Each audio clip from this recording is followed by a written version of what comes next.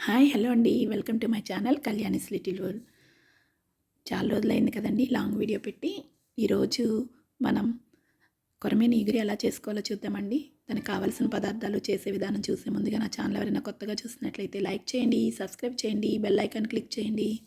ముందుగా శుభ్రంగా కడిగి పెట్టుకున్న కొరమేను ముక్కలను తీసుకున్నానండి. కావాల్సిన పదార్థాలు కారం, ఉప్పు, పసుపు, 2 బిగ్ సైజ్ ఆనియన్స్ కట్ చేసి పెట్టుకున్నానండి. ఒక 5, 6 మిర్చెస్ కట్ చేసి పెట్టుకున్నాను. మసాలా, గసగసాలు, అల్లం వెల్లుల్లి పేస్ట్, కొత్తిమీర. ముందుగా కడిగి పెట్టుకున్న కొరమేను ముక్కల్లోకి సాల్ట్ యాడ్ చేస్తున్నానండి. తర్వాత కొంచెం ఒక స్పూన్ వరకు పసుపు, ఒక 2 స్పూన్స్ వరకు కారం యాడ్ చేసుకోవాలండి. కారం చాలా ఘాటుగా ఉందండి, అందుకే 2 స్పూన్సే యాడ్ చేస్తున్నాను నేను. తర్వాత ఫ్రెష్గా దంచి పెట్టుకున్న అల్లం వెల్లుల్లి పేస్ట్ వేసుకొని మంచిగా కలిపి పక్కకు పెట్టుకోవాలండి.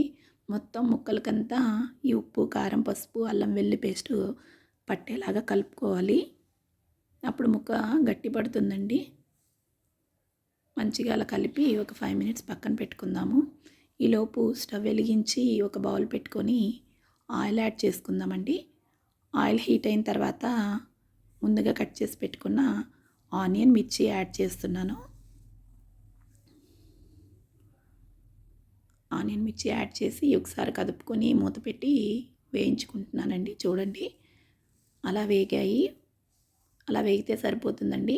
ఇప్పుడు ముందుగా మనం కలిపి పక్కన పెట్టుకున్న ఫిష్ ముక్కల్ని ఒకదాని మీద ఒకటి కాకుండా అలా నీట్గా అరేంజ్ చేసుకోవాలి గిన్నెలో.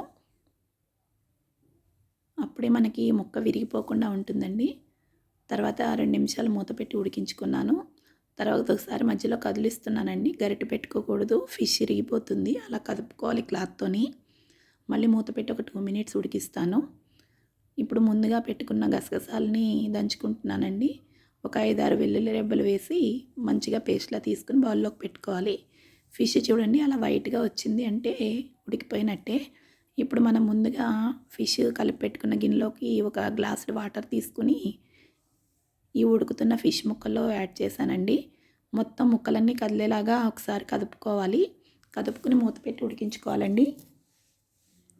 అలా ఉడుకుతుంది కదండి, మళ్ళీ మధ్య మధ్యలో కదుపుకుంటూ ఉండాలి అడుగు పట్టకుండా. ఇప్పుడు గసగసాల పేస్ట్ యాడ్ చేస్తున్నానండి. యాడ్ చేసి మళ్ళీ ఒకసారి కదుపుకొని మూత పెట్టి ఒక 3 మినిట్స్ ఉడికించుకుందాము. చూడండి ఆఫ్టర్ 3 మినిట్స్ అట్లా దగ్గర పడిపోయింది గ్రేవీ. ఇప్పుడు గరం మసాలా యాడ్ చేస్తున్నాను. మరొకసారి పెట్టి మూత పెట్టి ఒక 2 మినిట్స్ ఉడికించుకున్న తర్వాత కొత్తిమీర యాడ్ చేసుకోవాలండి.